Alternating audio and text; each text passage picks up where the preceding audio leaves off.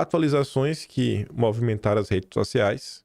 A gente comentou sobre a questão da entrevista que ia ter com o Paulo Figueiredo, que não teve, que o Marçal arregou, mesmo o Marçal falando que ele é o brabo. Aí o Marçal falou com o Paulo Figueiredo, aí o Paulo Figueiredo fez esse tweet durante a manhã. Agora, a novidade para fazer justiça. Pablo Marçal já me procurou para remarcarmos a entrevista e não pude fazer, tudo mais, estava ocupado, ele me ligou, estava numa viagem aí, tudo mais, bebê. Como eu disse, as portas sem entrevista continuam abertas, até pro Boulos, da Teno, Tabata. Nunes já concordou. E Marina Helena será entrevistada na próxima quarta, às 3 da tarde. Aí, 2h30 da tarde, não demorou muito tempo, atualização. Marçal, que desistiu e que entrou em contato para desistir de desistir, entrou em contato de novo para desistir de desistir de desistir. Procurei agora o Marçal diretamente para perguntar sobre o status da entrevista e sobre qual teria sido a arapuca que eu estava armando para ele, como ele disse em um vídeo recente. Respondeu com palavras doces dizendo: obrigado por ter sido sincero comigo, ipsilíteris. Confesso que não entendi. Ora, se eu fui sincero, eu não armei uma arapuca, como ele disse. As duas coisas são incompatíveis, não? A não ser que tenha conscientemente mentido para o público, me denegrindo só para justificar e tentar salvar uma narrativa. Em seguida, disse para eu seguir o meu caminho e para a gente se falar no futuro, cancelando, portanto, a entrevista de novo. Infelizmente não vai ser dessa forma, né? Que eu e meu público vamos descobrir se Marçal é um fenômeno legítimo ou um picareta.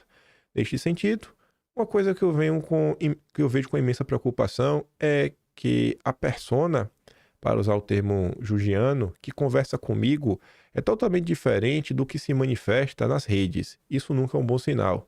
Eu gostaria que vocês vissem, mas antes, ele também ativou o modo para deletar as mensagens automaticamente, portanto entendo que Pablo não quer que eu divulgue os prints das nossas conversas.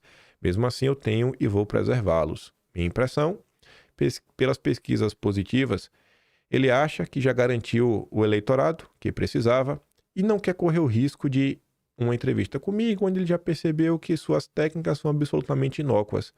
Em outras palavras, se ele for de fato um golpista, vocês já caíram no golpe. Tomara que não seja. Do meu lado, meu compromisso com o meu público permanece absolutamente o mesmo de sempre. Verdade acima de tudo, doa quem doer. Que Deus tenha misericórdia de São Paulo. Aí, gente, eu vi ontem a notícia, eu vi algumas pessoas levantando alguns pontos nos últimos dias, reclamando assim dessa questão de corte, né? De corte não, de recebimento por corte. Eu não vejo nenhum problema nisso daqui. E para ser sincero, eu acho que o problema é que isso daqui nunca aconteceu na direita, porque eu acho que se tivesse acontecido com 5 anos de inquéritos, né, eu acho que já teriam vindo a público pessoas, os valores envolvidos. Grupo de cortes de Marçal em aplicativo se preocupa com possível fim de remuneração. Rola um dinheiro lá para quem ajuda a viralizar os vídeos dele, etc. Tudo mais, competição. Isso nunca teve na direita. E se tivesse, eu acho que seria de boa. O cara não pode ser pago por isso? Agora é engraçado que o Pablo Marçal, ele tem um grupo de pessoas no Discord que premia, que ele estimula, que postem os cortes deles, paga dinheiro para isso. E ele acusa outras pessoas de ter um sistema para atacá-lo nas redes sociais, que é a tese do gabinete do ódio. Isso para mim é uma red flag muito grande. E aí eu trouxe essa entrevista não para ficar falando dele nem nada. Já mostro para vocês o que eu queria mostrar. 3.500 pessoas nesse grupo. O pessoal fala: verdade que o campeonato de corte do Marçal vai acabar ou é só abobrinha? Aí o administrador do grupo disse: vai nada, vai acabar não, vai continuar. Aí eu me mandaram esse vídeo. Um vídeo bem interessante. É um cara que conhece esse setor de marketing, comunicação, copyright, que ele se chama, que é o Ícaro de Carvalho. Ele comenta sobre o Marçal, fala sobre toda a estratégia que está sendo bolada. Ele pontuou assim: cara, essa eleição, o Marçal já ganhou. Não é que ele ganhou para ser prefeito, ele já ganhou. A vida do Marçal é ganhar dinheiro com sua atenção. É o que eles fazem. Esses caras que vendem coisa é ganhar dinheiro com a sua atenção. O Ícaro de Carvalho, ele diz: eu já ganhei com isso. 230 milhões. O Marçal tem um recorde de 100 milhões em uma única campanha. E ele fala, cara, é um processo, você ter público, né, propaganda, tudo mais, você vai afunilando para você chegar nas pessoas e vende seu produto. E essa eleição, o Marçal não tem um produto para vender, ele tá... A conversão não é... A conversão final desse processo não é para vender um produto, mas para converter um voto. Então, é uma disputa que os outros candidatos não estão no mesmo patamar de competição. E aí, ao assistir esse vídeo da Ícaro de Carvalho, ele vai contando sobre essa questão do grupo, de premiar as pessoas para compartilhar, ele mostrando que, na verdade, e o próprio Marçal assumiu isso numa entrevista que ele deu pro Pânico, que essa ideia é parte do Andrew Tate, é um americano extremamente conhecido, que tem uma rede social, que meio que usou essa técnica e o Marçal trouxe pro Brasil. Então, você tá lutando contra um cara que tem uma estrutura de pessoas de boa, que fica com a barriga pra cima do dia, que tá ganhando dinheiro pra fazer isso. Eles competem, se tem prêmio e tudo mais. Vai fazer o quê? Como é que você vai parar algo assim? Como é que você vai parar algo assim? Assim, falem mal, mas falem de mim. Tem vídeo do Marçal, 40 milhões de visualizações. Nenhum candidato, se você juntar todos os candidatos juntos, não tem exposição que esse cara tem. Se ele não vencer a prefeitura, sabe, a notoriedade que ele já ganhou, ele pode vender o que ele quiser depois. Ele pode vender terreno no céu, o povo vai comprar, e ele vai boletar, ele vai ganhar dinheiro. O Ícaro de Carvalho fala, bicho, ele encontrou um caminho para cada 2 anos ganhar muito dinheiro. O trabalho que a gente tem para aparecer e ganhar destaque, ele tem o tempo todo. Nesse ponto, nenhum dos candidatos está apto. Nenhum dos candidatos está apto. Decora umas frasezinhas aqui de efeito, aqui, acolá, etc, tudo mais, pipipepe, e tá aí. Isso aí não é pra falar nem mal, nem bem. Só pra mostrar pra vocês. Estamos diante de algo que tem uma estrutura que ninguém tem algo similar. Ninguém tem algo similar. A gente não tá falando de uma movimentação orgânica. Isso aqui não é orgânica. Eu não acho que deveria ser criminalizada. A gente não tá diante de um grupo orgânico. É um grupo de pessoas que são pagas, trabalham dia e noite com isso. Vocês veem que tem nas plataformas canais só de cortes que ele já recebe alguma certa remuneração. Mas existe esse estímulo para continuar até concurso. Depender, você vai mais.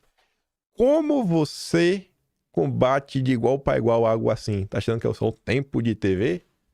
Então, dentre diversas coisas que acontecem, diversos tabuleiros aí de disputa, seja o Congresso, seja no Judiciário, seja no próprio mercado, seja nas redes sociais, seja no dia a dia, na caminhada, nesse campo, os outros candidatos, meu amigo, é complicado, viu? Complicado. E aí o que eu disse, cara, ele faz as coisas, ele não tá só pensando no eleitor, ele já tá pensando na própria turma dele que vai recortar, etc. Ele vai com várias ideias prontas. De bobo, ele não tem nada. Ele sabe muito bem o que ele tá fazendo. Agora, vamos ver se ele ganhar, o que o Marçal vai fazer quando chegar ao poder. Vamos observar. Aí, só para trazer uma atualização. Outra coisa para mim que eu acho que é uma red flag. O Carlos Bolsonaro anunciou que vai processar o Marçal, o crime contra a honra, injúria e difamação. Aí o Marçal responde o seguinte, manda o Pix, que eu já te mando dinheiro para procurar um tratamento psiquiátrico. E aí o Carlos coloca, opa, fala amigo, segue meu Pix. Um grande abraço. Eu acho de uma besteira sem tamanho, né? Tudo que o Pablo Marçal vem fazendo. Aí, uma das teses que tá rodando nas redes sociais nos últimos dias é a questão, é Bolsonaro, né? Tem que se afastar dos filhos. Os filhos não prestam pra nada. Esse comentário aqui, ele deu uma circulada ontem na rede social. Eu achei interessante, né? Por isso que eu trouxe. Do Alessandro Santana. Ele falou o seguinte. Hoje na minha live me mandaram um superchat dizendo que os filhos do Bolsonaro só atrapalham. Minha resposta foi assim. Se eu fosse um político com 27 anos de parlamento e nenhuma letra, sílaba, palavra ou linha escrita de corrupção no meu nome, eu só iria querer perto de mim a minha família. Por mais que eu conhecesse todo o lamaçal que é a política brasileira, ainda assim eu iria querer meus filhos próximos a mim e outros que eu julgasse honestos, seja quem fosse, viriam em segundo lugar. Só por outro lado, com 27 anos de política, não, é a mesma coisa. eu desconfiaria fortemente de alguém que tentasse me separar de minha primeira linha, mesmo que essa primeira linha fizesse algo que eu não aprovasse. Eu resolveria a portas fechadas e ninguém saberia qual tomou a comida de rabo menor maior. Por outro lado, se eu fosse um político corrupto, conhecendo todo o lamaçal da política, eu jamais iria querer que meus filhos participassem, que tivessem vida pública. Só iria querer perto de mim outros corruptos. Quanto pior, melhor. A maioria das pessoas nem saberia dizer quantos filhos eu tenho, qual os seus nomes, e ainda blindaria eles da imprensa, ao ponto que se um filho meu agredisse uma mulher ou fosse alvo da polícia por ter cometido algum tipo de corrupção, abafaria o caso junto à imprensa de tal forma que pareceria boatos de inimigos políticos, por mais que ele fosse o Neymar dos negócios. E esse caso eu achei ele muito, sabe, muito parecido com a realidade. Você olha assim e fala, rapaz, quantos políticos, né, a gente já escutou falar de seus filhos, né? E parece que quanto mais espivitado é o político, né? Mais traquino é o político, menos a gente escuta falar sobre a família dele. Por mais que a família às vezes apronte, né? Sobre essa questão dos filhos, dos 5 filhos que Bolsonaro tem, né? A Laurinha não conta muito nessa matemática. O Jair Renan, um moleque novo, tá entrando aí agora na política, quer ser vereador. Mas dos 3 principais aí, né? Os 3 primeiros, o Flávio, Eduardo e o Carlos. Não tenho nada a falar sobre, por exemplo, Flávio e Eduardo, no sentido do que eu teria para falar do V, porque Flávio Bolsonaro, o que você vê sobre ele é muita notícia que sai na imprensa. Ele não tem um comportamento de tão cara bem ativo em rede social, fala o que acontece, etc, tudo mais. Você não vê isso daí. Agora, você vê assim na imprensa que teve a reunião, normalmente quando tem reunião, é sempre Flávio Bolsonaro que tá meio que representando o Bolsonaro. Ele parece muito que é o filho que cuida das movimentações políticas do Jair. Ele pode falar meio que em nome do pai. Eduardo é aquele cara mais midiático. Coloca a cara lá, às vezes fala umas coisas. Se passa, Eduardo se passa, viu? Meu Deus do céu. Fala isso na cara dele mais 20 vezes se necessário fosse. Mas é o cara lá, da mídia. E você tem o Carlos. Eu acho Carlos... Eu só tenho elogios a fazer.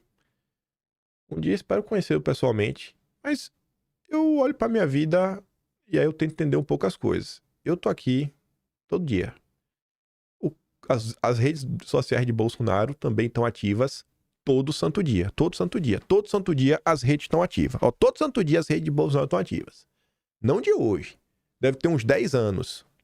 Aí você vê que o campo que Bolsonaro sempre liderou foram as redes sociais. E que virou o que virou. Aí agora, 2024, o Carlos não presta mais. Depois de tudo que aconteceu, tudo que rolou, agora o Carlos não presta mais. Ele prestou quando ele denunciou o Moro. Ó, o Carlos Bolsonaro, talvez nem lembre. Teve um vídeo que o pessoal tava cobrando algumas coisas em relação ao Fique em Casa, acho que em março de 2020. O Carlos, acho que ele fez um comentário no Twitter, eu trouxe esse vídeo. Aí o pessoal reclamou do Carlos, falando que o Moro é meio assim, tem que entender. O povo tava de love, de romance com o Moro. Em março de 2020, o Carlos falou isso. Um mês antes do Moro trair Bolsonaro, assim, publicamente. Que muita gente já tava vendo. Teve essa. Teve o caso do Bebiano. Teve 1001 coisas. E de todos os filhos que tem, você vê, ó, olha a tese do gabinete do ódio da perseguição. Qual é o ponto central? É o principal ponto que mantém a conexão entre Bolsonaro e as pessoas, que são as suas redes sociais. Vocês acham mesmo que Bolsonaro tem tempo para todas aquelas postagens no Instagram, Facebook, TikTok, etc, tudo mais? Aí você querer me falar que um cara desse é inútil, que tem que se afastar de um cara como esse, eu acho que não faz lógica. Sabe? É muito difícil para mim conseguir compreender uma afirmação como essa. E quando você olha essa eleição de São Paulo, você fala, cara, peraí, o Marçal, ele tá indo só pra cima do Carlos. O Carlos não falou um ai do Marçal. Diferente do Eduardo. Diferente do Eduardo. O Eduardo foi pra cima do Marçal várias vezes. O Carlos não. O Carlos tá, cara, tira meu nome da minha boca. Tira meu nome da tua boca.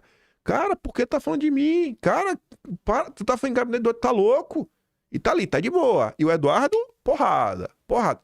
O Eduardo tá de boa.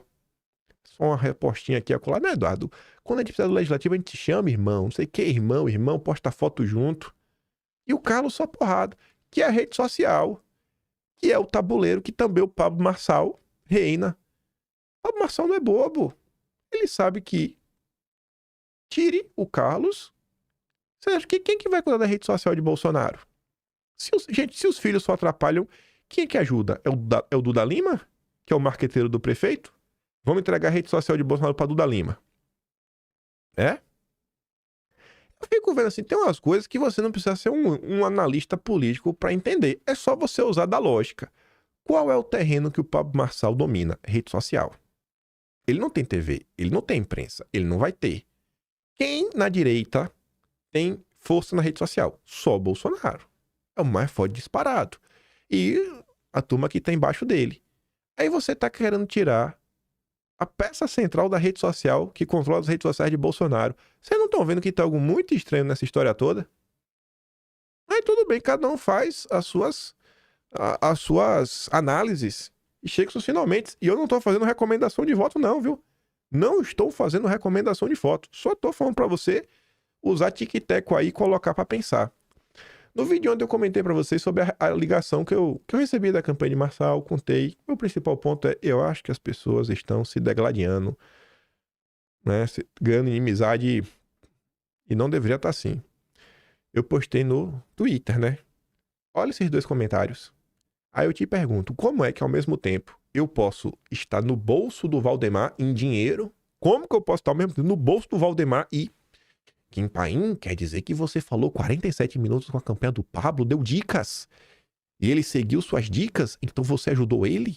Agora dá pra entender seus vídeos passados, chamando todos de emocionados? Agora sabe que com a briga vai vazar? Se adiantou, e aí quem recebeu algo em troca? Essa é a direita. Eu nem fico surpreso, né? Porque quem sou eu na fila do pão? Meu sobrenome é Paim. Eu acho que o único Paim que tem aí conhecido na imprensa é o Paulo Paim, que é do PT. Então esse já é motivo pra me criticar, que é do Rio Grande do Sul, e graças a Deus não tem nenhuma proximidade. Mas se o Carlos Bolsonaro tá apanhando, depois de tudo que aconteceu, já fez, todo trabalho, dia sim, dia também, por mais de 10 anos sem falhar, vocês acham que aqueles vídeos antigos de Bolsonaro, sabe, em diversos programas diferentes, que ali em 2016, 2017 começaram a circular, mas vídeos que eram, sei lá, dos anos 2000. Você acha que quem é que tinha aqueles vídeos na maior parte do tempo? Óbvio que uma pessoa ou outra aí foi guardando ao longo dos tempos, né? Mas acho que a grande parte daqueles vídeos ali foi a própria família que foi guardando, salvando, que serviu de material ali para a campanha de 2018, para tornar Bolsonaro conhecido. Então, se o Carlos Bolsonaro já não vale de nada, tem que ser extirpado da vida pública, só atrapalha o pai, quem dirá eu, né? O homem que trabalha ao mesmo tempo pro Pablo Marçal e pro Valdemar. Tem que dar risada de uma coisa dessa, que se for levar a sério, você fica chateado.